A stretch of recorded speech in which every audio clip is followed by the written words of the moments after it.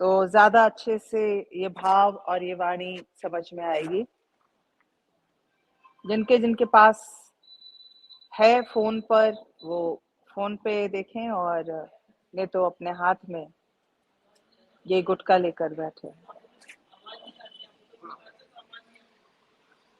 सतनाम श्री हरवाहे गुरु। Volume बढ़ाओ बेटा, दरबार में आवाज नहीं आ रही है। सतनाम श्री हरवाहे गुरु। प्यारी साध संगत जी जो इस वक्त दरबार साहब में हाजिरी दे रही है, वो भी, और जो इस वक्त ऑनलाइन हमसे जुड़े हैं, आप सभी का बहुत बहुत स्वागत है। देरी के लिए थोड़ा क्षमा चाहते हैं। कुछ ऐसे कारण हो जाते हैं कई बार जो हमारे बस में नहीं होते, कई बार नेटवर्क, कई बार ऑडियो टेस्ट। तो ये देरी इसीलिए है कि ताकि आप तक आवाज और प्रसारण बिल्कुल सही सही पहुंचे और निर्विघ्न ये कार्यक्रम आगे बढ़ सके। तो अब से जो हम बैठेंगे, पूरा ये तीसरा जो पौड़ी है उसका सार समझने के लिए, ये पूरा सेगमेंट समझने के लिए हम सब पहले अपने गुरुजन का जयकारा करेंगे, उनका आशीर्वाद लेंगे और फिर ये सफर आगे तय करेंगे। जोर से, प्यार से, पूरे भाव से मेरे साथ जयकारा लगाए। बोल गुरु नानक देव साहेब की जय। बोल बाबा सुखराम दास साहेब की जय।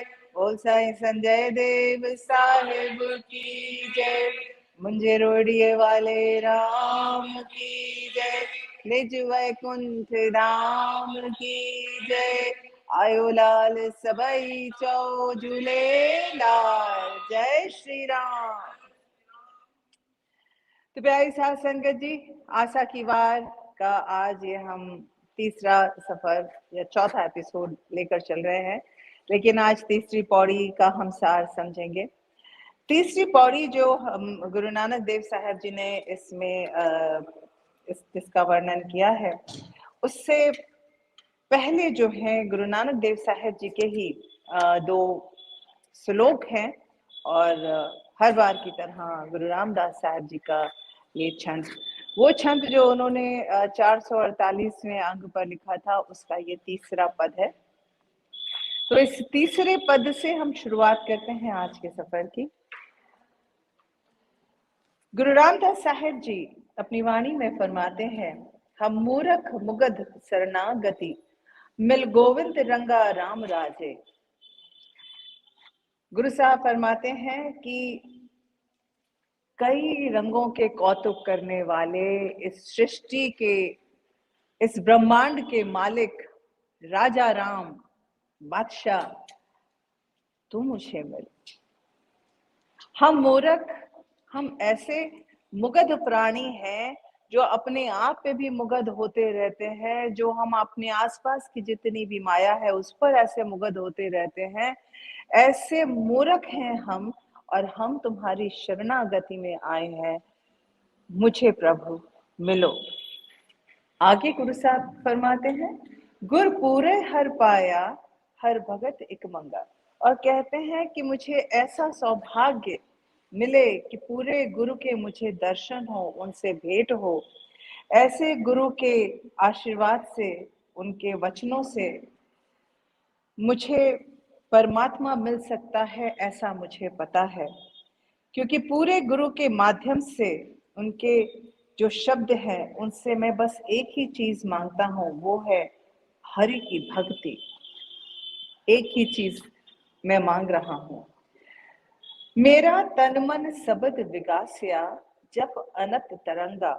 गुरु साहब कहते हैं कि गुरु के जो शब्द का जो दात मुझे मिली है, जो उस प्रभु के विभिन्न रंगों को समझने की मुझे सूझ मिली है, उससे मेरा तन मन उन शब्दों से, उस कौतुक से ऐसा प्रफुल्लित हो गया है, ऐसा खिल गया है, ऐसा विकसित हो गया है कि उनका नाम जपते ही मन में अनंत तरंगे उठने लगती हैं। अनंत तरह के भाव, सुख, आनंद, रस, करुणा, अनेक तरह के भावों की तरंगे उठती हैं। ऐसा मन आंदोलित होता है। मिल संत जना हर पाया नानक सत्संगा।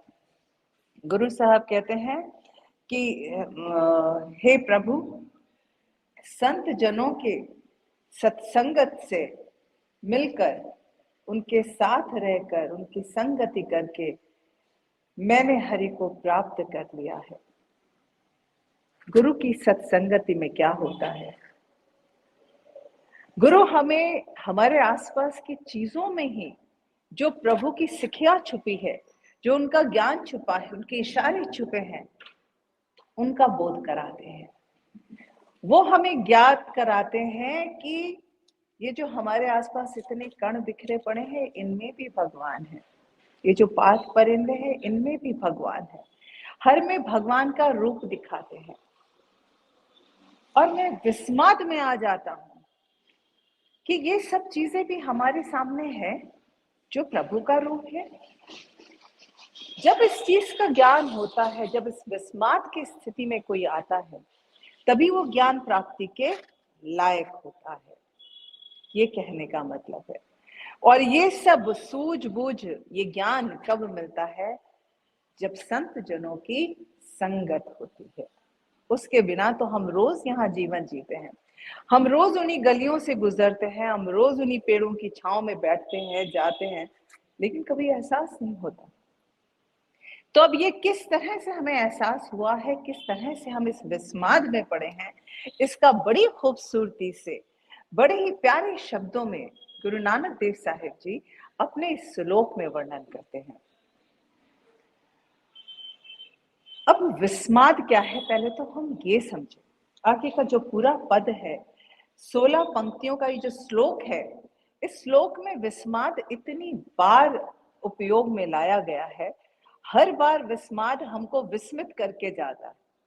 ये इसकी खासियत है। इसलिए पहले तो हमें ये समझना बहुत जरूरी है कि विस्माद का एक्चुअल मीनिंग क्या है। विस्माद जो है वो, उससे शाब्दिक अर्थ में लें तो ये है अद्भुत, विस्मित करने वाला।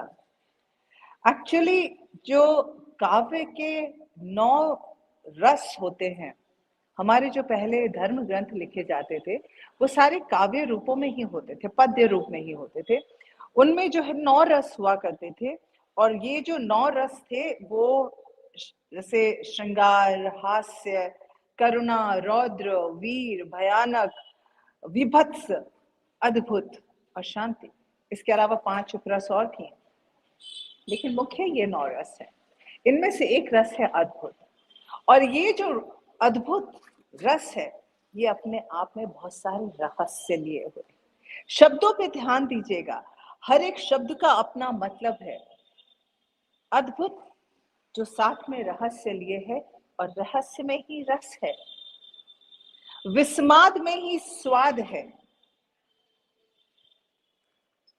ऐसा विस्माद जिसे देखकर मनुष्य की बुद्धि चकित हो जाए, मतलब विश्वास ना होने पर भी विश्वास करना पड़े, ऐसी स्थिति आ जाए।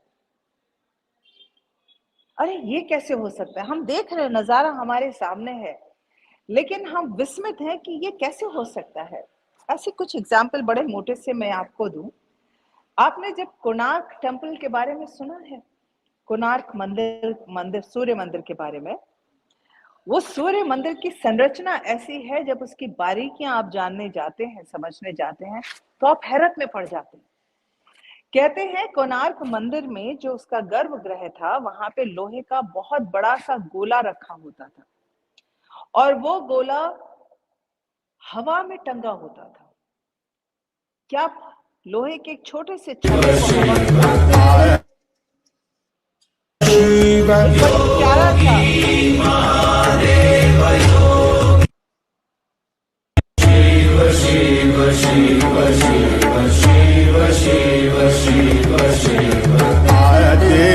अनंत शिव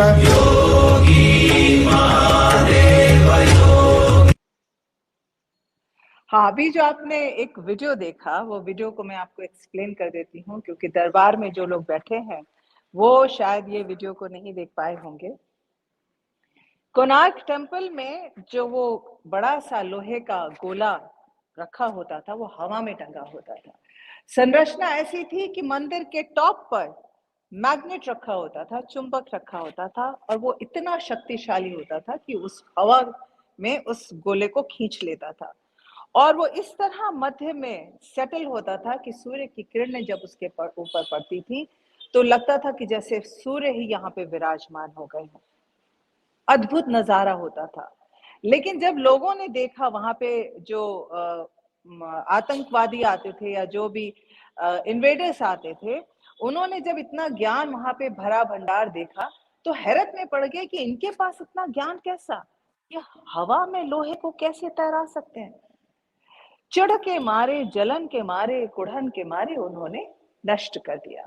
लेकिन उसके बाद भी जो रिमेन्स वहां पर बचे, उनमें भी अगर आप देखेंगे तो पहिए में पत्थर का एक पूरा हिस्सा, उसके पहियों में जो उन्होंने डिजाइन बनाई है, उससे उस वक्त समय बता दिया जा सकता था। तब तो घड़ियां नहीं थी, तब तो पहर के हिसाब से चलते थे।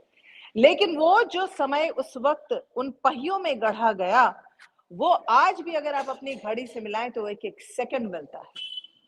हैरत की बात है कि नहीं? और आज से ये हजारों साल पहले की बात है।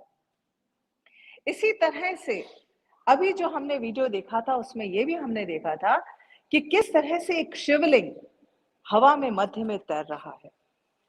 अब ये जो शिवलिंग तैर रहा था, इसके पीछे की कथा यह है कि ये सोमनाथ मंदिर में स्थापित था। जो सोमनाथ मंदिर जिसे 17 बार तोड़ा गया, इसकी सबसे पहले जो शिवलिंग की स्थापना हुई थी, वो महमूद गजनवी जब आया था और उसने देखा था तो उसके साथ जो उनके लेखाकार आए थे, उन्होंने अपने उसमें दर्ज किया कि हैरान रह गया था कि ये शिवलिंग इस तरह से हवा में कैसे घूम रहा है। हवा में घूम रहा होता था टंगा हुआ। वही चिढ़, क्रोध कि अरे इनके पास इतना ज्ञान कैसा, और उसने अटैक किया, आक्रमण किया, लूटा, शिवलिंग तोड़ा और उसे अपने स्थान से विस्थापित किया। हैरानी होती थी ये देखकर कि किस तरह से वो शिवलिंग हवा में घूम रहा है। यूं तो अगर किंवदंतियों पर जाएं तो कहते हैं कि जो जाम्बवंत जी के पास स्यमंतक मणि थी, वो मणि उसके नीचे कहीं गड़ी हुई थी, और उस मणि का प्रताप इतना था कि उसके ऊर्जा से, उसके तेज से वो शिवलिंग हवा में तैरता रहता था।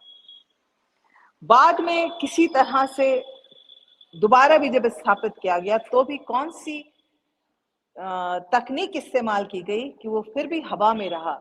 लेकिन हर बार आक्रमण के बाद शिवलिंग जब तोड़ा जाता तो वो वहां से सिस्टम हटा दिया गया, और उस जब समंतक मणि को वहां से हटाया गया और श्री कृष्ण जी ने अपने पास रखा, तो उसके बाद वो शिवलिंग वहां पे उसी जगह पर स्थापित हो गया। कोई भी देखे कि ये हवा में कैसे घूम रहा है तो विस्माद होगा कि नहीं होगा। ये तो हम वो चीजें बता रहे हैं जो हमारे जमाने की या हमसे हजारों साल पहले की है।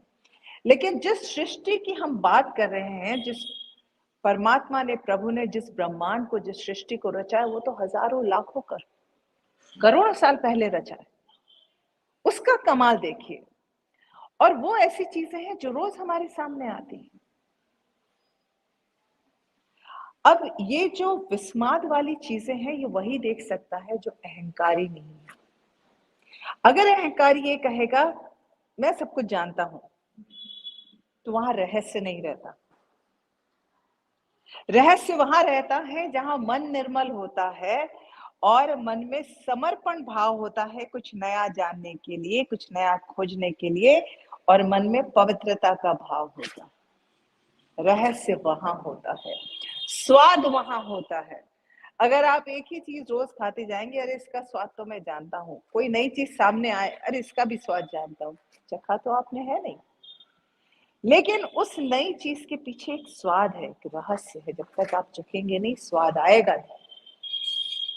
अब इसी तरह अगर हम थोड़ा सा और डीप में जाएं, एक बालक होता है, जब बालक थोड़ा बड़ा होता है, घुटने घुटने चलने लायक होता है, उसके लिए दुनिया पूरी कितने विस्मयकारी होती है। वो छोटी सी लौ भी देखता है ना हिलती हुई, तो उसको भी पकड़ने के लिए जाता है। इसी तरह जब अबोध से हनुमान जी थे तो सूरज को खाने चले गए थे फल समझ के, वो अबोध बुद्धि होती है, जिसके लिए सब कुछ रहस्य होता है, वो सब कुछ जानना चाहता है, सब कुछ समझना चाहता है। ये मनुष्य की बेसिक प्रकृति है। और इसी प्रकृति को लेकर जब मनुष्य आगे चलता है तो ये विस्माद का भेद खुलता है। काव्य का मैंने पहले क्यों एग्जाम्पल दिया, क्योंकि एक ये रहस्य, ये विस्माद कवि के पास भी होता है, जो अपनी रचनाओं के माध्यम से वो रहस्य हमारे सामने लेकर आता है। वो सुबोध की स्थिति में होता है, क्योंकि वो हर बार अपने उस रहस्य भरी रचनाओं से आपको किसी न किसी नौ रस के भाव के साथ जोड़ता है। कभी करुणा, कभी वीर, कभी शांति रस, कोई ना कोई रस के साथ जोड़ता है। इसलिए काव्य का, कविता का, कवि का अपना महत्व है। और इसी तरह का विस्माद संतों के पास भी होता है। जैसे बालक अबोध, कवि सुबोध, तो संत जन पराबोध की अवस्था में होते हैं। वो सदैव ही विस्माद की अवस्था में रहते हैं, क्योंकि उनको जिस चीज में देखते हैं प्रभु नजर आता है, जिस चीज में देखते हैं प्रभु नजर आता है, वो हर चीज को देखकर हैरान रहते हैं। किस किस चीज में हैरान रहते हैं, अब ये देखिए। गुरु साहब फरमाते हैं, विस्माद नाद, विस्माद वेद।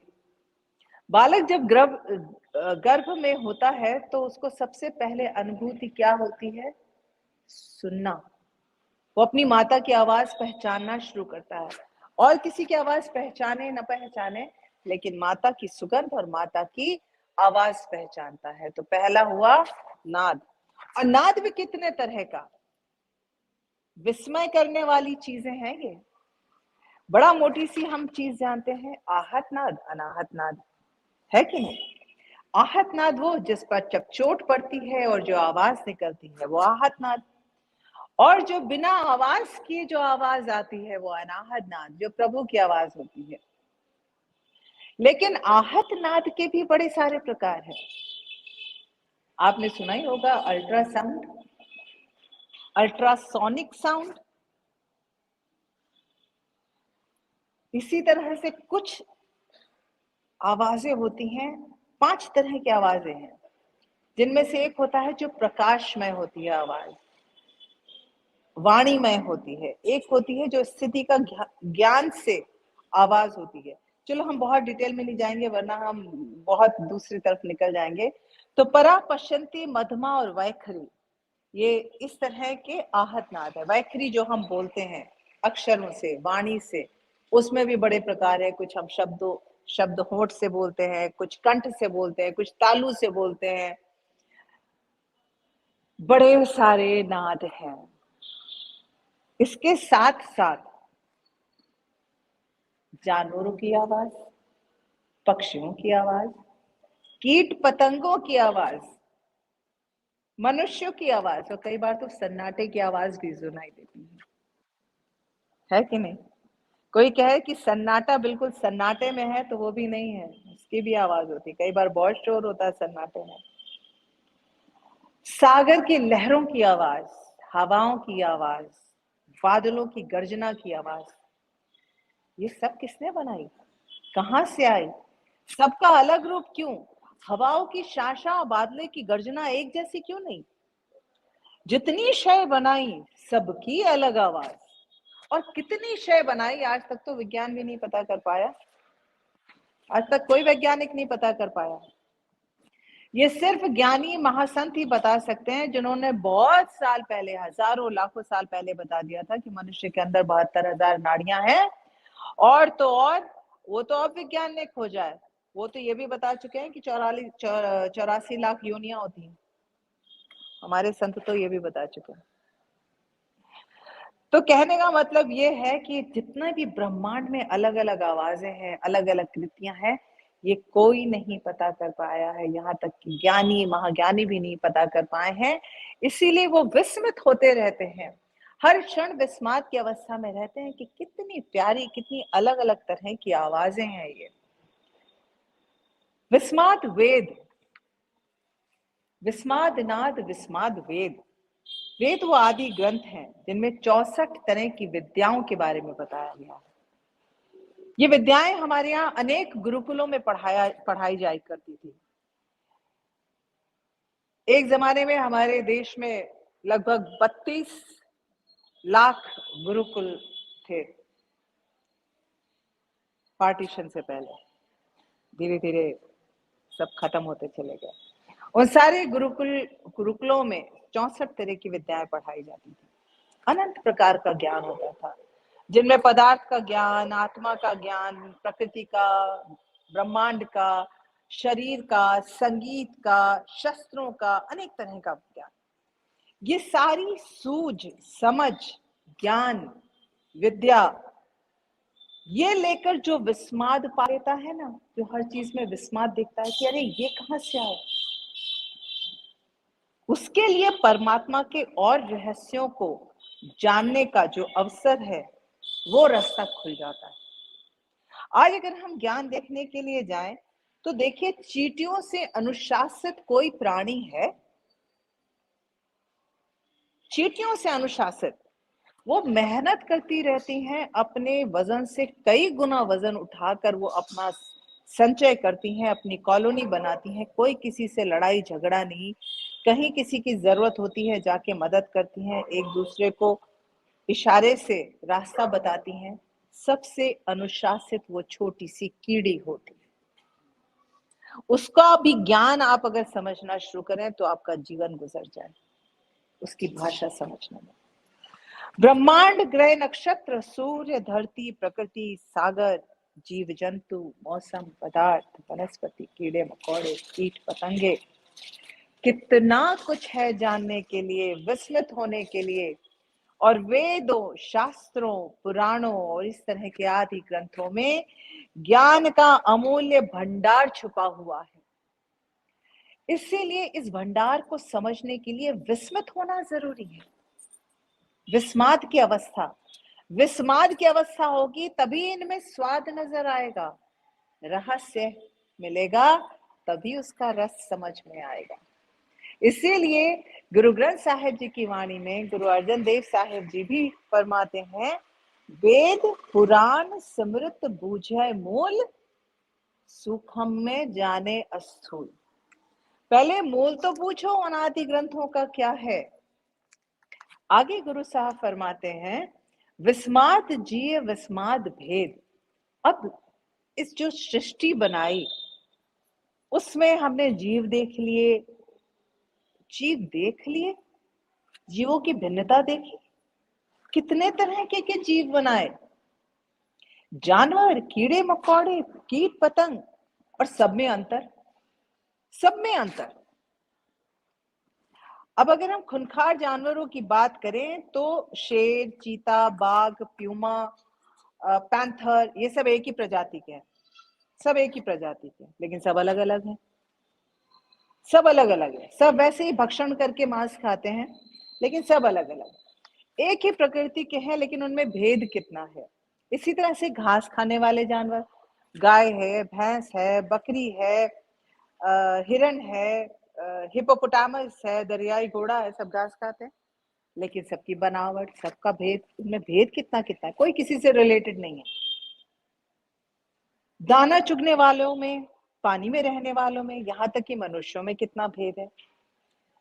ये तो हो गई जीव जंतुओं की बात। कोई पहाड़ आप मुझे एक जैसा दिखा दो, सारे पहाड़ों की संरचना अलग अलग है। कोई पहाड़ आ उगलता है तो किसी पे बर्फ जमी है, कोई पहाड़ बहुत ऊंचा है, पत्थरों का बना है, तो किसी पे सीढ़ीदार खेत बने हैं। सागर अलग अलग है, किसी का पानी गहरा नीला, किसी का अलग रंग का, कोई डेड सागर भी है, कोई रेड सागर भी है। हर एक संरचना अलग है, अपने आप में अनोखी है, अनूठी है, अलग है। रंग, रूप, जात पात, नस्ल, भाषा, मजहब, ये सब भले ही उन्हें अलग कर दे, और यही अलग होना उनकी विशेषता को दिखाता है। अब अगर हम एग्जाम्पल देखें, मधुमक्खी और मक्खी है तो एक ही प्रजाति, लेकिन मधुमक्खी किस पे बैठती है? फूलों पर, सिर्फ फूलों पे बैठती है। लेकिन मक्खी हर चीज पे बैठती है, विष्ठा पे भी बैठती है। ये मधुमक्खी नहीं बैठती। अब यहाँ पे ऊंची जात और नीची जात यहीं से शुरू हो जाता है। यहाँ से जात पात का भेद आ जाता है। एक ही जाति का है कुत्ता और भेड़िया, लेकिन कुत्ता सामाजिक प्राणी और भेड़िया जंगली। तो किस तरह से वो भगवान जीव बनाता है और उनमें भेद बनाता है। विस्माद रूप विस्माद रंग, एक ही जाति के प्राणियों के कितने रूप, कितनी नस्लें, कितने रंग। फूलों के कितने प्रकार हैं, कितने रंग पक्षियों के, मछलियों के, कीट पतंगों के। कीट पतंगों में कोई लकड़ी जैसा दिखता है तो कोई पत्ती जैसा दिखता है, कोई सूखी पत्ती जैसा दिखता है, कोई कैटरपिलर जैसा दिखता है। कई बार हैरान हो जाते हैं ये पत्ती है या कीट पतंग है। हैरानी होती है कि नहीं होती है? कभी नोटिस किया कैसे संरचना की होगी भगवान ने। और रंग, कौवा कहीं काला है तो भगवान ने मेहर कर दी मोर के ऊपर इतने सारे रंग। घर में छिपकली देखो तो सफेद रंग की, और एक है गिरगिट, जब देखो रंग बदलता है। रंगों की भी महिमा क्या है, अपार है, अथाह है। किसको दे दे वो जाने, उसकी कुदरत। कहीं श्याम वर्ण है तो कहीं गौर वर्ण है। रहने वाले सब भारत के, लेकिन किसी का रंग श्याम, किसी का रंग गोरा। किसी की आंखें हिरन जैसी बड़ी बड़ी तो किसी की बादाम जैसी, और उसके ऊपर भी रंग देख लो आंखों का। कितनी चीजें बनाई हैं, हैरानी क्यों ना हो, विस्माद क्यों ना हो, बुद्धि क्यों ना चकरा जाए। ये छोटी छोटी चीजें आप देखना शुरू करेंगे तो प्रभु की महिमा, प्रभु का बखान इनमें नजर आना शुरू हो जाएगा। प्रभु की जब कहते हैं वडी है तेरी वडियाई, ऐसे नहीं कहते हैं। ये सब जब विस्माद में आते हैं तब हमें पता चलता है कि वो कितना बड़ा स्वामी है, उसकी वडियाई कितनी बड़ी है। एक और बड़ी प्यारी बात गुरु साहब फरमाते हैं, विस्माद नांगे फिरई जन। कहते हो बड़ा विस्मित होता हूं मैं देखकर कि जितने भी ये जीव जंतु हैं सब के सब नग्न फिरते हैं। कोई कपड़ा नहीं पहनता, ना कुत्ता, ना गाय, ना भैंस, ना हाथी जो इतना मोटा है, और ना ही व्हेल जो सबसे मोटी है। कहते हैं कि बनाने वाले ने उन्हें जैसा बनाया उसी रूप में मस्त हैं, अपना जीवन गुजारते हैं और उसी रंग रूप को धारण किए रहते हैं। कोयल कभी तोता बनने की जिद नहीं करती, भैंस कभी गाय के गोरे रंग को देखकर चिढ़ती नहीं, कुड़ती नहीं। मोटा हाथी अपने आकार को देखकर उसे कपड़े से ढाकना नहीं चाहता। तो ना तो ये जीव जंतु अपने रंग रूप को ढकना चाहते हैं, ना बदलना चाहते हैं, और ना ही उसके ऊपर शर्मिंदा है। बड़े गर्व से, बड़े आत्मविश्वास से उस प्रभु का दिया हुआ वो रूप रंग धारण करते फिरते हैं। उन्हें नग्नता का एहसास ही नहीं होता, क्योंकि नग्नता का बोध सिर्फ उन्हें है जिन्हें हम बड़ा सभ्य प्राणी कहते हैं। लेकिन हम कभी उन्हें देखकर विस्मित में नहीं आते, हैरान नहीं होते। ये सिर्फ वही हैरान हो सकता है जो आत्मबोध से रोशन हुआ भक्त हो। सिर्फ वही हो सकता है कि कितने सरल हैं ये प्राणी। आगे गुरु साहब फरमाते हैं, विस्माद पौण विस्माद पाणी। एक तरफ रूप है, रंग है, आकार है, और एक तरफ है पवन। दिखती नहीं है, ना तो उसका रूप है, ना रंग है, ना आकार है। पकड़ना चाहो तो पकड़ ही ना पाओ। दिखती नहीं है, बस स्पर्श होती है, महसूस होती है।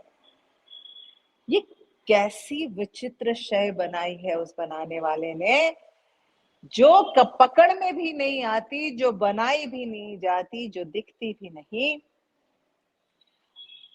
अब ये अगर किसी को स्पर्श नहीं करती और इससे किसी को इसका बोध नहीं होता और उसका भाव इस शय के साथ नहीं जुड़ता, तो वो उसके साथ नहीं जुड़ सकता, क्योंकि ये शय भी उसी की बनाई हुई है।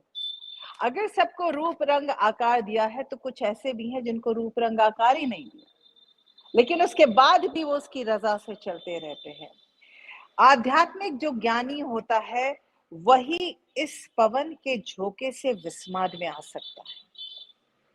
पूछो कैसे? कहीं बैठा वो तप कर रहा हो, गर्मी में तप, लेकिन जब साधना की स्थिति में होता है तो उसे गर्मी सर्दी का एहसास नहीं होता। थोड़ा चैतन्य होता है और एक ठंडा हवा का झोंका आके गुजर जाता है। मुंह से अचानक ही शुक्राना निकलता है उस प्रभु का, प्रभु तुम मुझे छू कर गुजरे हो, शुक्रिया। क्यों? जरा सोचो, ये पवन आई कहां से, गई किधर, किसने बुलाया और देकर क्या गई?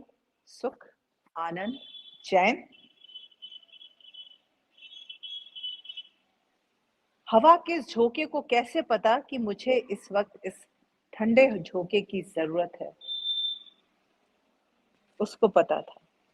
मैंने मांगा नहीं, उसने भेज दिया। तपती गर्मी लू चल रही है, इसमें भी कहीं ना कहीं से एक ठंडा झोंका आके निकल जाता है और हम हैरान हो जाते हैं, अरे इतनी गर्मी लू में अरे ठंडा झोंका आया। लेकिन हम शुक्राना अदा नहीं करते हैं क्योंकि हम बोध नहीं करते। हवा में गर्मी है, ठंड है, नमी है, या कभी कभी खुशबू भी होती है।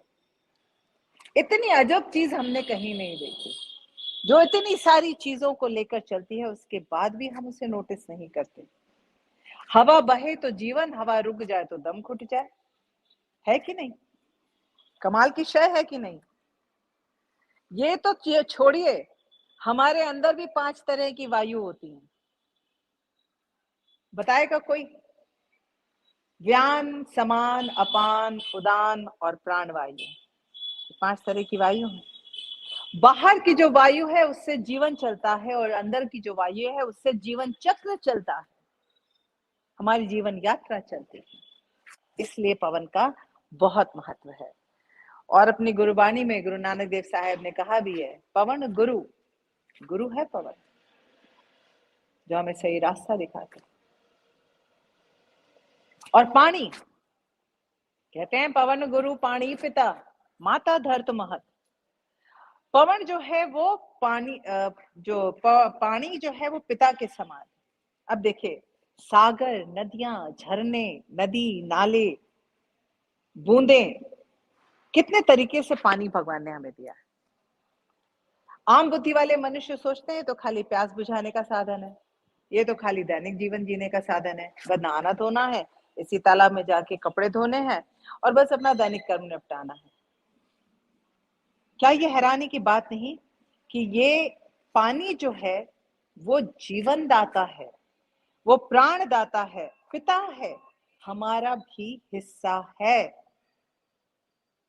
और किस तरह से हमारा हिस्सा है? अगर हम वैज्ञानिक दृष्टिकोण से देखें तो 70% पानी है हमारे शरीर के अंदर, और भावनात्मक तौर पर देखें तो हमारे हर अंग में पानी है। हृदय का द्रवित होना, करुणा से मन का भीग जाना, भावना में भरकर आंखों में पानी भर आना, स्वादिष्ट व्यंजन देखकर मुंह में पानी आ जाना। आश्चर्यचकित हो जाता है वो भक्त कि इसका भी कोई आकार नहीं है, रूप नहीं है, रंग नहीं है, ठिकाना नहीं है, लेकिन फिर भी हमारे साथ हमारा हिस्सा बनकर रहता है और कभी अपने होने का एहसास नहीं दिलाता, कभी घमंड नहीं करता, बिल्कुल एक पिता की तरह होता है जो साथ जरूर रहता है लेकिन कभी एहसास नहीं दिलाता। माता फिर भी कह देती है, मैंने तुझे 9 महीने अपने कोख में रखा, लेकिन पिता नहीं कहता है कि मैंने जिंदगी भर तुझे अपने यहाँ और यहाँ रखा। इस तरह से पानी पानी होता है। पैर नहीं होते लेकिन हजारों लाखों किलोमीटर की यात्रा करके आता है। किस तरह से? सागर से भाप बनकर उड़ता है, बादल बनता है, पर्वतों पर गिरता है, बर्फ जमती है, जमकर पिघलती है, झरने और नदियों के माध्यम से होता हुआ, लोगों की प्यास बुझाता हुआ, लोगों को जीवन देता हुआ, खेती बढ़ाता हुआ, जीवन दाता बनकर वापस सागर में मिल जाता है। इतना करोड़ों का सफर, किलोमीटर का सफर तय करता है, पैर में नहीं होते।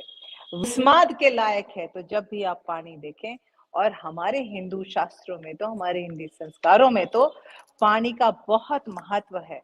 हम तो पानी को भी देवता मान के पूजा करते हैं। हमारे तो इष्ट गुरु हैं, वो भी वरुण देव के अवतार हैं। वरुण देव जो स्वयं पानी के देवता हैं, झूलेलाल जी। तो हमारी जो संस्कृति है उसका तो पानी के साथ जबरदस्त कनेक्शन है। विस्माद अग्नि खेड़ा विडानी। आगे गुरु साहब फरमाते हैं कि ये अग्नि भी, जिसे कहते हैं जो 5 तत्व है इस सृष्टि को बनाने में, इन 5 तत्वों में पवन हो गया, पानी हो गई, अग्नि का भी अपना बहुत महत्वपूर्ण रोल है। अग्नि जो बाहर भी है, अंदर भी है। अग्नि का काम एक ही चीज होता है, जलाना। ये उसका धर्म है, और वह धर्म अपना हर जगह निभाती है। चाहे सागर के अंदर रहने वाली बड़वा अग्नि हो, जो सागर के अंदर भी, जहां अथाह पानी होता है, वहां पे भी वो समुद्र में पानी खौलाती है, वहां पे भी ज्वालामुखी फूटते हैं, और समुद्र के अंदर की संरचना में जो बदलाव होता है, वहां के जो जीवन में बदलाव होता है, उसका एक कारण बनती है वो अग्नि, बड़वा अग्नि। पानी में कमाल है, कुदरत ही कमाल है। फिर है दावानल, जो लकड़ी से होती है, जो जंगल के जंगल खाक कर देती है, उसे दावानल कहते हैं। जो जंगल की होती है, उसमें इतनी प्रबल वो अग्नि होती है कि बुझाए नहीं बुझती, तबाह करके जाती है।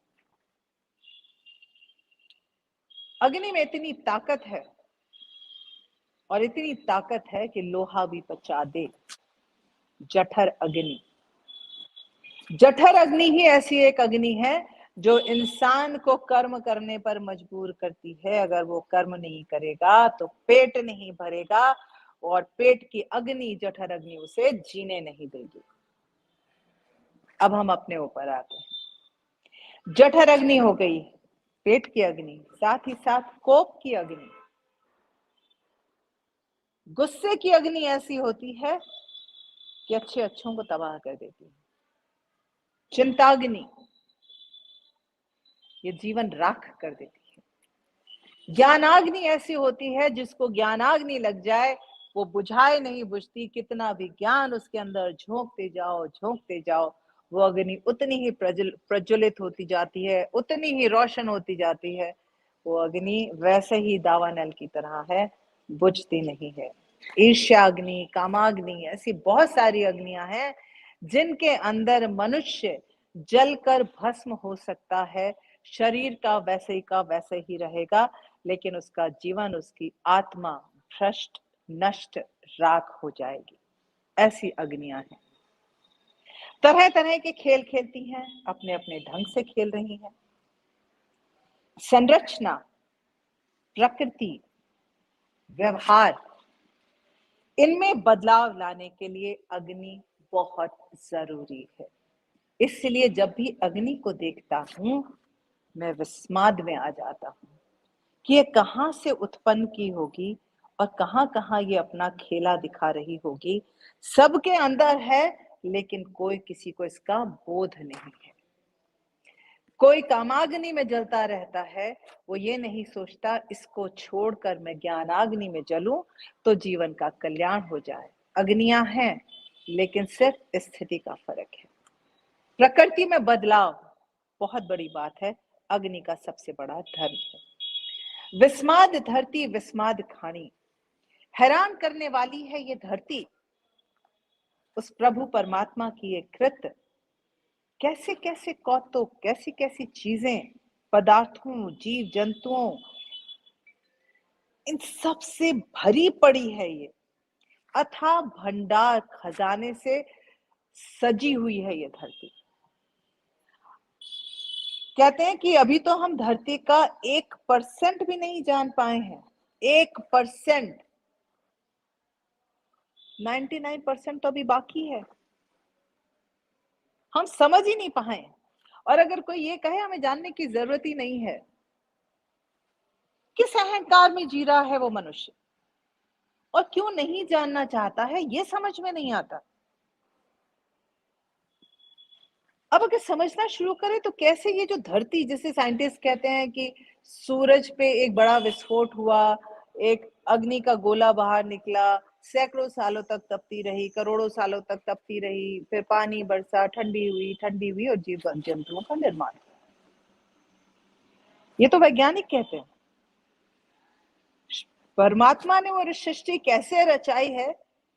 अगर वो अग्नि का ही टुकड़ा है तो उस अग्नि के टुकड़े में, सूरज में बीज है क्या? यहाँ पे आके बीज कैसे बने? वो बीज जिनमें क्षमता होती है जीवन दान देने की। चलो जीव जंतुओं तो बन गए, अमीबा बना, हाइड्रा बना, और साइंटिफिकली अगर देखना शुरू करो तो हमें उत्पत्ति की पूरी सीढ़ी बता देते हैं डार्विन महोदय। और तो और विष्णु के भी हमें पता है 10 अवतार। लेकिन प्रकृति की रचना कैसे हुई? बीज कहां से आए? आम के बीज कहां से आए? सरसों के बीज कहां से आए? राई के दाने कहां से आए उस तपते सूरज के गोले में से? 1% पता है, 99% नहीं पता। वैज्ञानिक अभी भी बस खोज ही रहे हैं, वो सबसे पहली स्थिति पर है। उसके बाद जब वैज्ञानिक जिस तरफ बढ़ते हैं, वो ज्ञान की तरफ बढ़ते हैं, तो वो दूसरी सीढ़ी होती है, लेकिन वो तीसरी सीढ़ी आध्यात्म तक नहीं पहुंच पाते।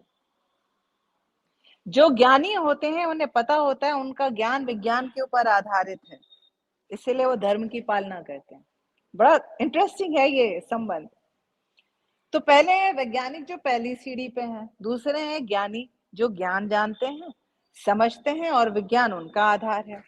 तीसरे हैं आध्यात्मिक श्रेणी के लोग जो जानते हैं कि ज्ञान और विज्ञान उनके आध्यात्म का बेस है और वो वहां से आगे परमात्मा को भी देख सकते हैं। तो आध्यात्मिक होना कितनी बड़ी बात है, जो आपको परमात्मा तक का रास्ता दिखा देता है और आपको ज्ञान का भी सहारा देता है, विज्ञान का भी सहारा देता है। ऐसा आध्यात्म है हमारी संस्कृति में। और वैज्ञानिक जो हमारे आध्यात्मिक जो ज्ञान है उसके अभी तक रिसर्च कर रहे हैं। हमारे जो ज्ञानी है वो ऑलरेडी सर्च कर चुके हैं, तो हम बहुत आगे पहुंच चुके हैं।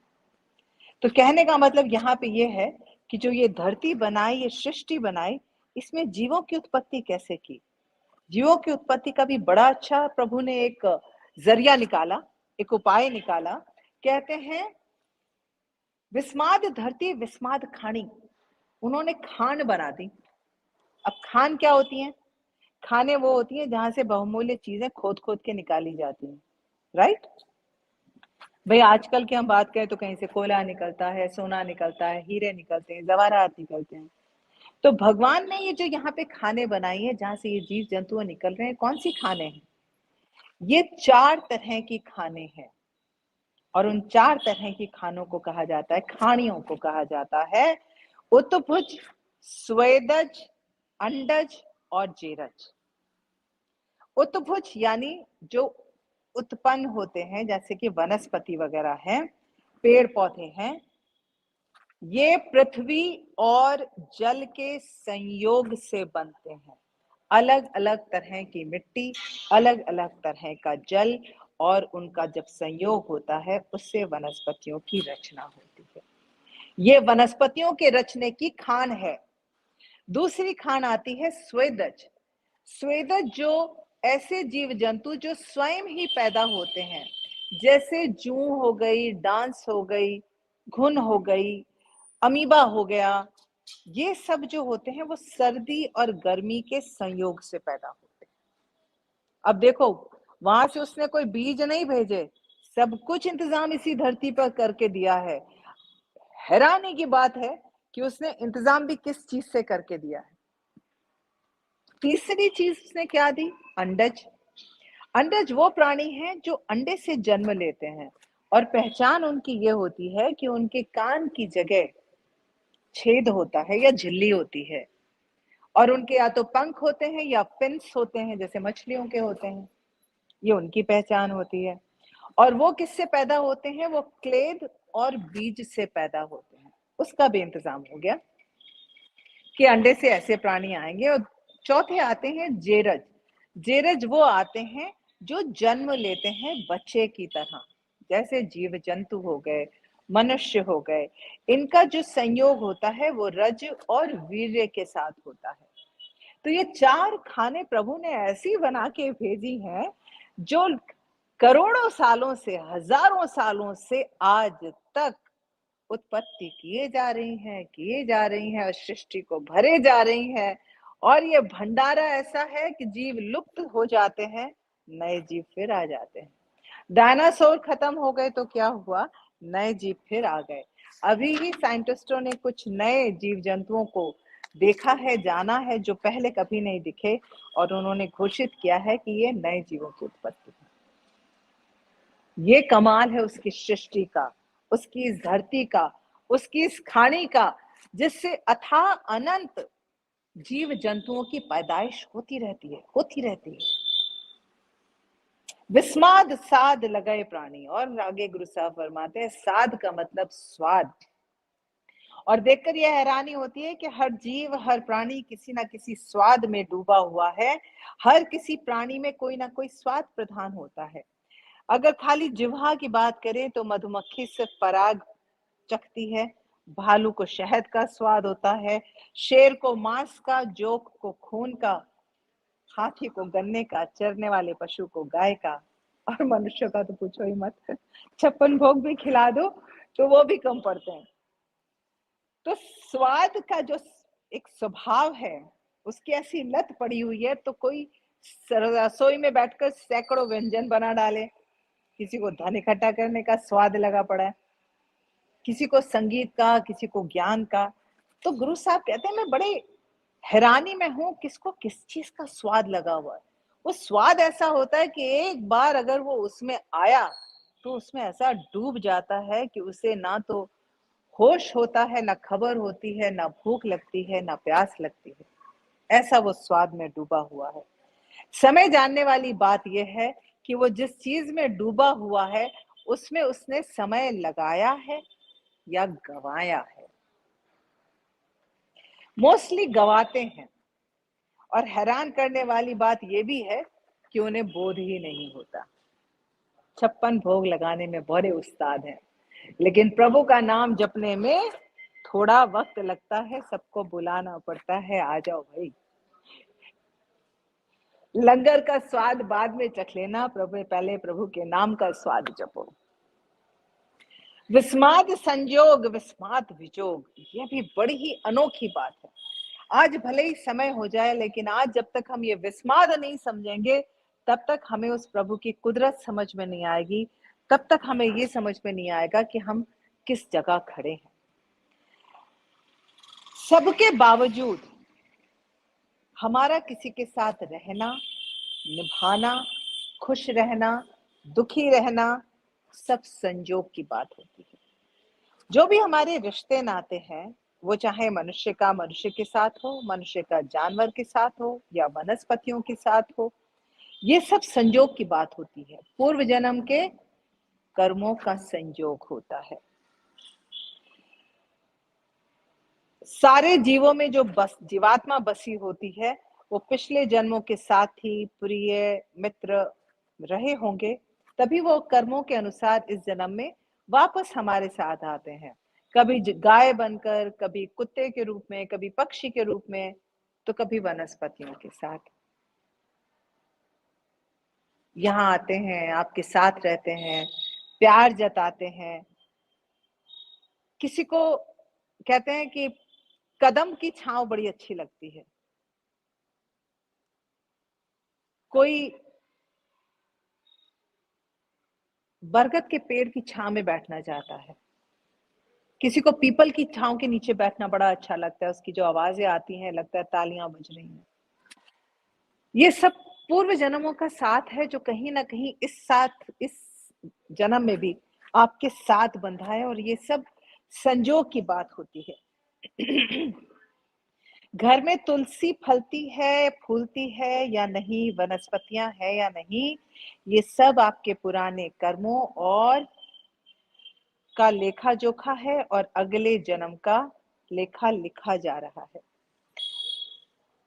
आश्चर्य ये होगा जानकर कि अगर ये संयोग से हमारा मिलना भी होता है तो संयोग से विजोग भी लिखा होता है, और ये विजोग भी जीवात्माओं का कर्मों का ही लेखा जोखा होता है। जो किसी से मिलन लिखाता है तो किसी से विजोग लिखाता है। अगर किसी के हिस्से में दुख लिखा है, दुख कमा के लाया है, तो भले ही मित्र का, अपने प्रिय का उसको संजोग मिला हो, लेकिन वियोग होते भी वक्त नहीं लगता, बिछोड़ा मिलके रहता है। आगे गुरु साहब कहते हैं, विस्माद भूख विस्माद भोग। कर्मों की बात आई तो किसी के हिस्से भूख आई तो किसी के हिस्से भोग। किसी के हिस्से भूख यानी पेट की अग्नि में जलना लिखा है, तो किसी के हिस्से में स्वाद के आनंद में डूबना लिखा है। किसी की भूख कैसे मिटती है, तो किसी को भोग से भी तृप्ति नहीं मिलती। बड़ा प्रश्न ये है कि भूख किस चीज की है और भोग के पीछे का भाव क्या है। विस्माद भूख विस्माद भोग, भोग के पीछे का भाव और भूख किस चीज की, ये जानना जरूरी है। भूख पेट की हो तो पानी पीकर भी शांत हो जाती है। भोगने की लालसा हो तो 56 भोग भी सामने रखे हो तो भी स्वाद की नियत पर पूर्ति नहीं होती। ये विपरीत मनस्थितियां देखकर हैरान हूं मैं। विस्माद सिफत विस्माद साला, ऐसी कमाल की तेरी सिफत तेरी साला है। तेरी कृत तेरी कीर्ति तेरी महिमा तेरी बढ़त की, कमाल की तेरी वडियाई, तेरा गुणगान तेरी प्रशंसा, वो भी आश्चर्य में डालती है। कोई तेरी कृत की प्रशंसा गा रहा है तो कोई संजोग की बात कर रहा है, कोई वियोग की बात कर रहा है, कोई सुख की तो कोई परमानंद की। हर कोई अपने अपने बोध के अनुसार तेरी वडियाई गा रहा है, तेरी कीर्ति का गुणगान कर रहा है, तेरे गुणों का बखान कर रहा है। विस्माद उजड़ विस्माद रहा। गुरु साहब कहते हैं कि इन सारी चीजों से गुजरते हुए भगवान ने इसी धरती पर इंसान के लिए कुछ परीक्षाएं छोड़ी हैं कि किस तरह से इंसान सन्मार्ग पर चले और किस तरह से चलने पर वो कुमार्ग की तरफ भटक जाए। ये उसी की रहनुमाई है जो अपनी कृत की परीक्षा लेकर उसको परखता है।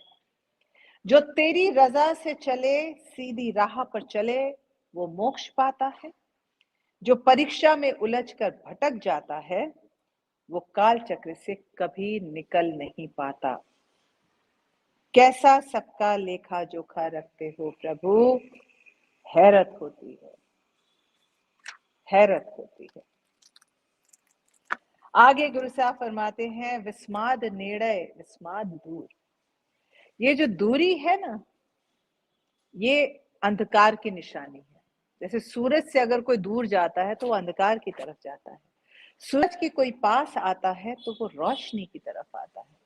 तो दूरी हमेशा दुख, अंधकार और क्लेश लेकर आती है, और नेड़ा, पास आना, हमेशा सुख, प्रकाश, आनंद, ये सब लेकर आता है। और ये भी कितने प्रकार का होता है। इंसान का इंसान से मन ना मिले ना तो भी बहुत दूर का लगता है, इससे तो बात करने का मन नहीं है, भले ही वो पास में बैठा हो। और यहाँ से कोई इंसान अमेरिका में बैठा होगा, वो बहुत प्रिय होगा, उससे आपके उसका हृदय मन जुड़ा होगा आपका, तो आप कहेंगे वो तो मेरा जिगरी दोस्त है। कैसे जिगरी दोस्त है, वो तो बहुत दूर है। तो किस तरह से ये नेड़ा और दूर तय करता है, बड़ी हैरानी की बात। पास बैठा इंसान कई बार अजनबी लगता है कि नहीं ये तो हमारे दूर के रिश्तेदार है, भले पास बैठे हैं, और जो दूर बैठा है कि नहीं वो हमारा सगा है कि नहीं। तो होता यह है कि मन, हृदय, इसके भाव, भावनाएं, इससे नेहा, प्रेम, वो जिससे साथ जुड़ता है उसके साथ आप पास होते हो, आनंद में होते हो, सुख में होते हो, ज्ञानमय होते हो। और जिसके साथ ये नहीं जुड़ा, वो चाहे कितना भी पास क्यों ना हो, परिवार का हिस्सा ही क्यों ना हो, आपके रिश्ते में क्यों ना बंधा हो, लेकिन वो दूरियां कई बार ऐसी दूरियां होती हैं जो नापे नहीं नपती, पूरी भी नहीं होती, नापे नहीं जा सकती। विस्माद नेड़े, विस्माद दूर। इसी तरह से जब भक्त अपने मन में प्रभु का प्रेम बसाकर, प्रभु के प्रेम को अपने हृदय में बसाकर, उसकी रजा में हर हाल में उसे खुश रख के, जो वो कहे उसको करने को तैयार हो, तो वो उसके पास हो जाता है। हम भी ऐसे ही कहते हैं ना, जो हमारे नजदीक का होता है, हम कहते हैं अच्छा तुम जो कहो करने को तैयार है, जिया जिया ताचो, राइट? उसको खुश करने के लिए, उसके साथ का आनंद पाने के लिए। तो उसी तरह से भक्त भी होता है, वो भी प्रभु से कहते हैं भैया जैसा तुम कहो, मैं सब वैसे करने को तैयार हूँ, बस तुम मेरे पास रहना, मेरा पल्ला छोड़ के नहीं जाना। तो जो गुरुमुख होता है उसके लिए तो ये संबंध जोड़ना आसान हो जाता है। और मनमुख तो मनमुख है, जो रोशनी की तरफ आता है उसका तो अज्ञानता का अंधकार दूर होता है, लेकिन मनमुख वो हमेशा दूर जाता है, मन की सुनता है, और वो जिस जगह जाता है वहां से वापसी संभव नहीं है। हादरा हुजूर उस परवरदिगार का ये कौतुक देखकर मैं हैरान, मैं विस्माद में आ गया हूं, क्योंकि इस पूरे रहस्य भरे कृत को वो स्वयं देख रहा है। आगे गुरु साहब कहते हैं, विस्माद देखा है हादरा हाजरा हजूर, और वो खुद ही देख रहा है ये सारा हैरान कर देने वाला ब्रह्मांड, सृष्टि, ये जो कृत है, ये रचना है, ये सबको स्वयं बैठे देख रहा है। और कहते हैं, वेख विडाण रया विस्माद नानक बूझण पूरे भाग।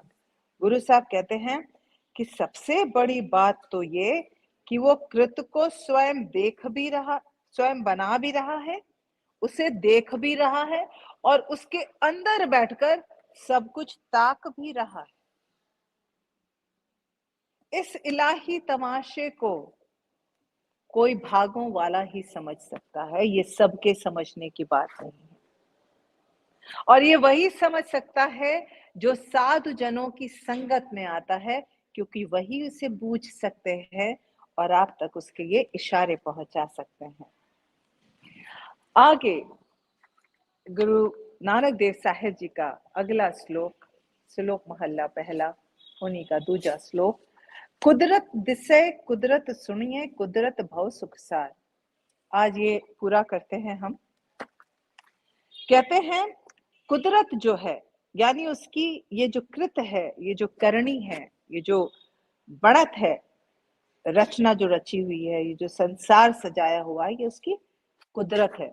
अब इन सारे मतलबों में हम ये लेकर चलेंगे, तभी हमें इस श्लोक का मतलब समझ में आएगा।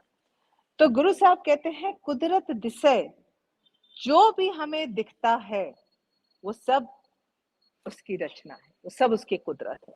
और जो नहीं दिखता, जैसे पवन से छू कर जाती है, तो हमें जो भी एहसास है, जो भी भाव है, जो भी दिखता है, वो सब उसकी कुदरत है। जो भी सुनाई देता है वो सब उसकी रचना है, वो सब उसकी साउंड है। सिर्फ देखना ही नहीं, कई बार हम अपनी यादों में भी उन दृश्यों को वापस देख लेते हैं। तो जरूरी नहीं है खाली खुली आंखों से ही देखा जाए, कई बार बंद आंखें करके भी हम कहते हैं कि बस हमने बंद आंखें करके अंदर अपने प्रभु को देख लिया। और कई बार तो रात में सोते वक्त बंद आंखों में सपने भी देखते हैं।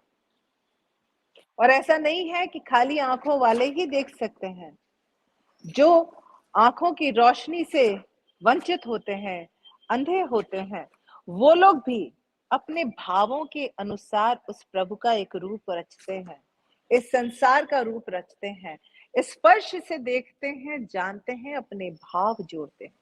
इसलिए जब तक आप देख रहे हैं, उसको आप बोध नहीं कर रहे हैं, उसके साथ अपना ध्यान नहीं जोड़ रहे हैं, तो आपका देखना व्यर्थ है। ध्यान ऐसे कि हमें कई बार जाना कहीं होता है, हमारी आंखें देख रही होती है सड़क को, वो जगह निकल जाती है क्योंकि हमारा ध्यान नहीं होता, फिर हम वापस यू टर्न लेकर आते कि अरे वो जगह तो निकल गई। क्यों? क्योंकि हमारा ध्यान नहीं था। इसलिए अगर हमारी आंखें देखती हैं तो उसके साथ ध्यान जोड़ना जरूरी है। अगर हमारे कान सुनते हैं तो हमारे कानों सुनाई देने के साथ हमें ध्यान जोड़ना जरूरी है, तब उसके साथ भाव जोड़ते हैं, वरना सुनना देखना किसी काम का नहीं।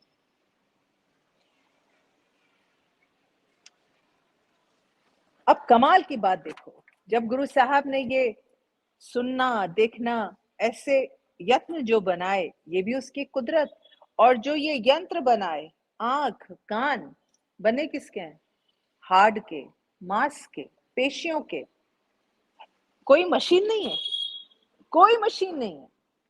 जला दो तो राख हो जाए, ये भी उसकी कुदरत है, ये भी उसकी कुदरत। कुदरत भाव सुख सार।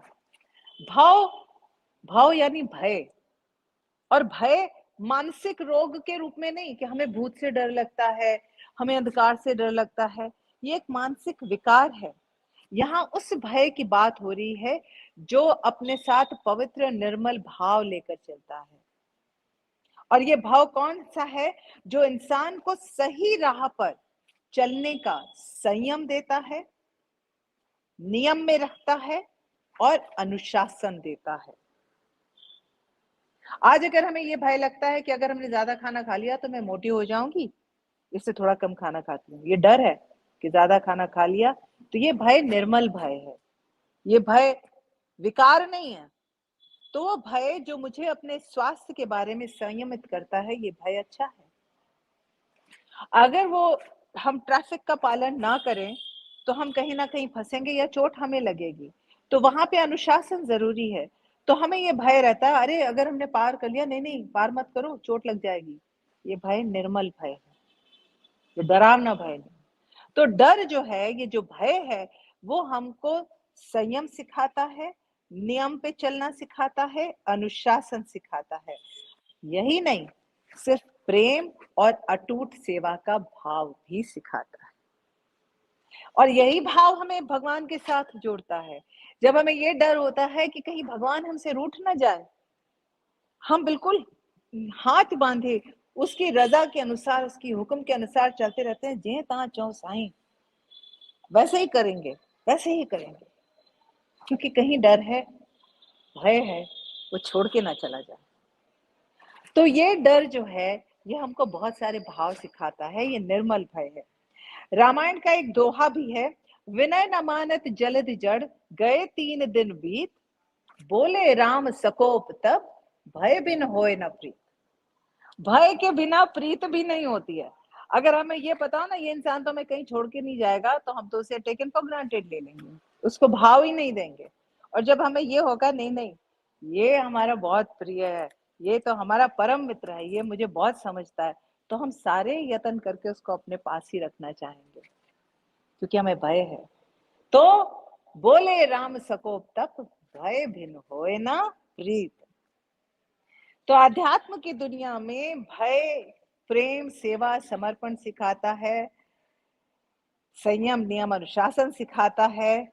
और जो चीज आपके लिए आध्यात्मिक प्रिय अनमोल होती है, उसे खोने का भय, रूठने का भय, भक्ति का ही निर्मल रूप है जो सुख के मार्ग पर ले जाता है। कुदरत भव सुख सार। आगे गुरु साहब कहते हैं, कुदरत पाताली आकाशी कुदरत सर्ब आकार, कि ये जो पाताल से आकाश तक और उसके बीच का जितना भी पासारा है, ये सब तेरी कुदरत है, ये सब तेरी कला है, ये सब तेरी रचना है।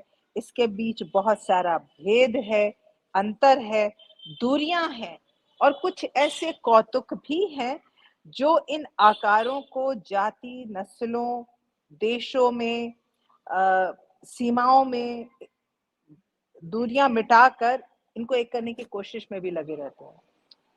अभी जैसे बाहर की दूरियां विज्ञान मिटाता है, गाड़ियां हैं, वाहन हैं, हवाई जहाज हैं, पूरी दुनिया एक करके रखी हुई है। जो अंतर का दूरियां हैं, जो अंतर मन की दूरियां है, वो धर्म दूर करता है, वो दूरियां धर्म मिटाता है। दिलों के जो दूरियां हैं, वो संत जन, वो ज्ञानी जन मिटाते हैं अपने ज्ञान के माध्यम से। जो हमारा मन उस प्रभु के चरणों में नहीं लगता, हमारा दिल कहीं और लगा हुआ है, इस दिल से जो उसकी दूरियां हैं, उस दूरी को ज्ञानी जन मिटाते हैं। और आत्मा और परमात्मा के बीच की दूरी सतगुरु मिटाते हैं। कुदरत वेद पुराण कतेबा, कुदरत सरब विचार। वेद पुराण और कुरान की बारे में मैं पहले भी बता चुकी हूँ कि ये वो आदि ग्रंथ हैं जिनमें तेरी ही शक्ति है, तेरी ही कुदरत है।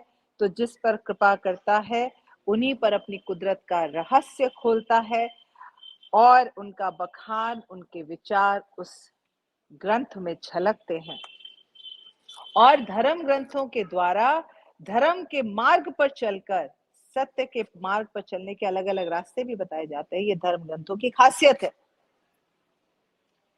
जो विचार सबका कल्याण करे, वो भी उसकी कुदरत है। श्रीमद् भगवत गीता में श्री कृष्ण जी ने जो वाणी कही है, उसमें ये कहा है कि तुम ध्यान करो, ध्यान के माध्यम से मुझ तक पहुंचो। और अगर ध्यान नहीं कर सकते हो तो ज्ञान के माध्यम से मुझ तक पहुंचो। और अगर ज्ञान भी नहीं अर्जित कर सकते हो तो कर्म के माध्यम से मुझ तक पहुंचो।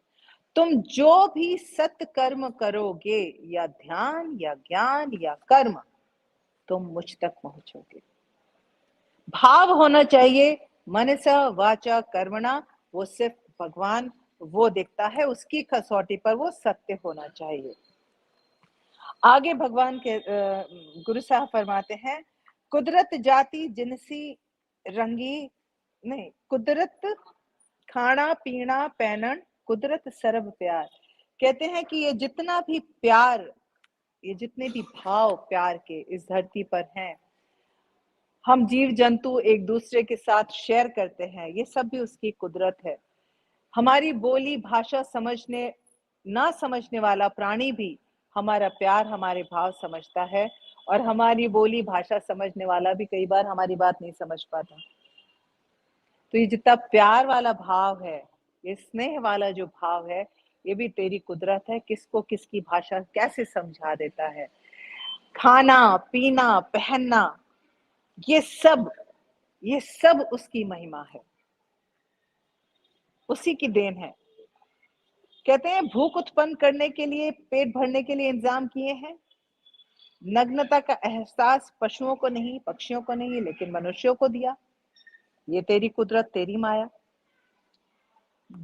अब ये जो मनुष्य को ये एहसास दिया ना नग्नता का, अब मनुष्य ने क्या किया, वो कपड़े पहनने के माया जाल में फंस गया। आज मैं ये कपड़ा पहनूं, आज मैं वो कपड़ा पहनूं, आज मैं ये ब्रांड पहनूं, आज मैं वो कलर पहनूं। पशु पक्षियों में ऐसा कुछ नहीं है, वो अपने आप में मस्त रहते हैं, उसकी रजा में चलते रहते हैं।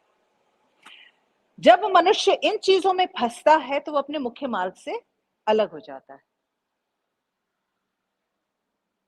वो सत्य के मार्ग पे टिका अडिग नहीं रह सकता। क्योंकि जिनको प्रभु प्राप्ति की चाह होती है, लालसा होती है, लक्ष्य होता है, वो बर्फीले पर्वत पर मात्र एक लंगोट पहनकर भी साधना करते हैं और प्रभु की प्राप्ति के लिए रमे रहते हैं। उनको पूरे कपड़ों की जरूरत भी नहीं पड़ती। तो कहने का मतलब है कि नग्नता का एहसास यहाँ है। और ये जो हमारा सामाजिक ढांचा है, जिसके हिसाब से हमें रहना है, उसमें हम इतना ना फंस जाएं कि हम अपने सत्य मार्ग से बिछुड़ जाएं। आगे गुरु साहब फरमाते हैं, कुदरत जाति जिनसी रंगी, कुदरत जिए जहान। अनेक तरह की जाति के जीव हैं, उनकी भिन्न भिन्न नस्लें, अलग अलग रंग रूप के जीव जंतुओं से सजा ये जहान, ये तेरी ही लीला है, तेरी ही कृत है। कुदरत नेकियां, कुदरत बदियां, कुदरत मान अभिमान। इस सृष्टि में किसके हिस्से नेकियां आई, किसके हिस्से बुरे कर्म, किसके हिस्से मान और किसके हिस्से अहंकार।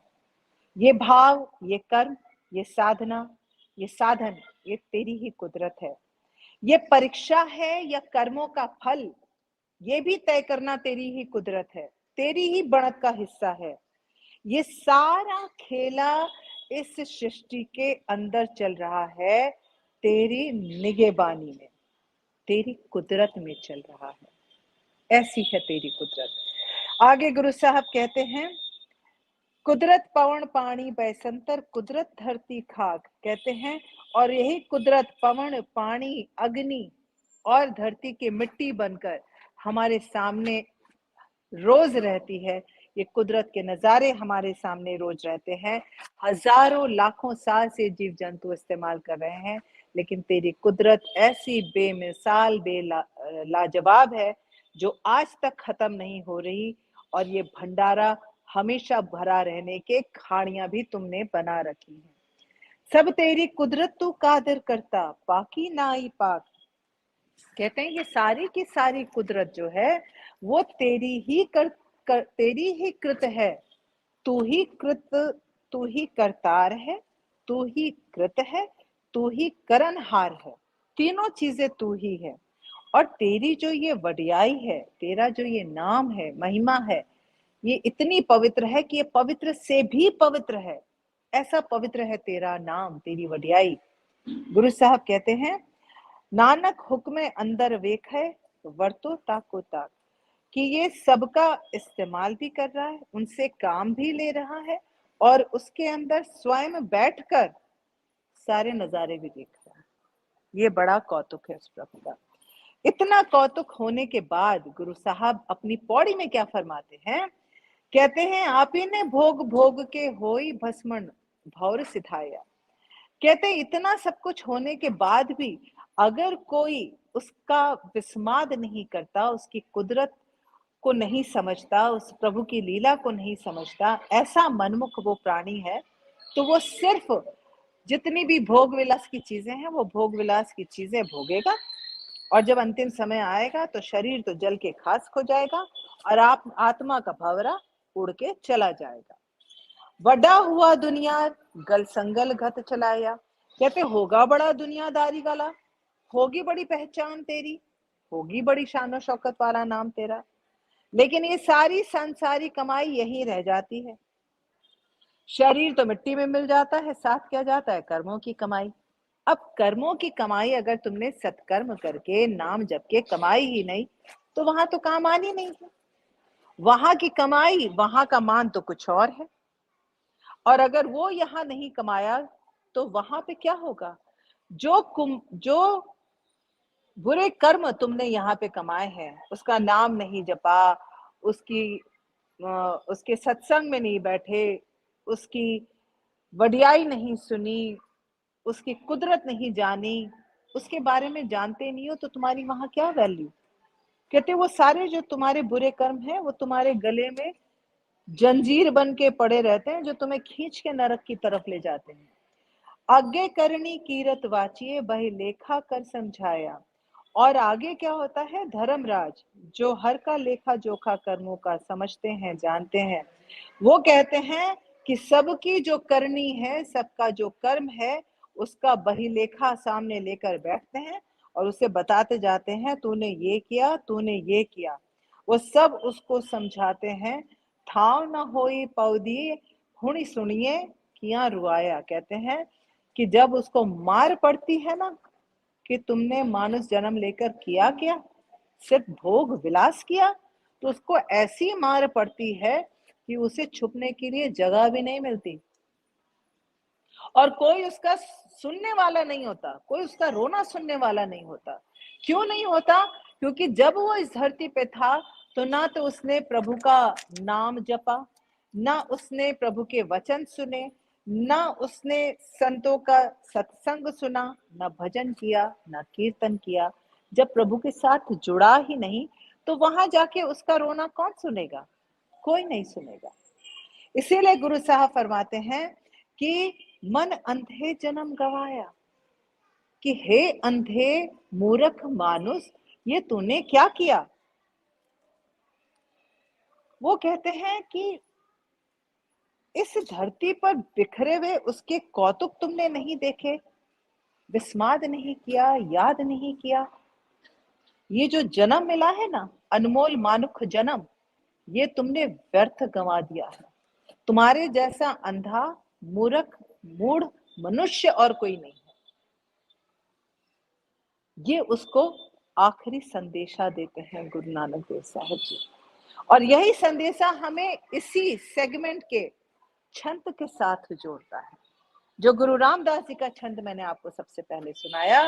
गुरु रामदास जी की वाणी कहती है, हम मूर्ख मुगद शरणागति, मिल गोविंद रंगा राम राजे।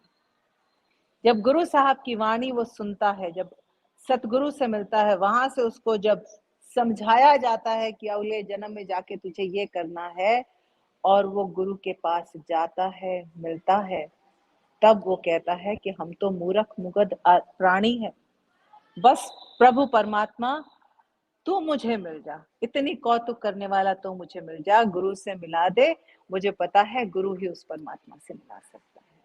तो ये था आज का ये पूरा सफर, ये कौतुक, ये कुदरत, आप जब तक जानेंगे नहीं, इसके साथ भाव जोड़ेंगे नहीं, उसके साथ जुड़ेंगे नहीं। बोल गुरु नानक देव साहेब की जय, बोल बाबा सुखराम दास साहेब की जय, बोल साईं संजय देव साहेब की जय, मुझे रोड़िए वाले राम की जय, निज वैकुंठ धाम की जय, आयो लाल सभई चौ झूले लाल, जय श्री राम।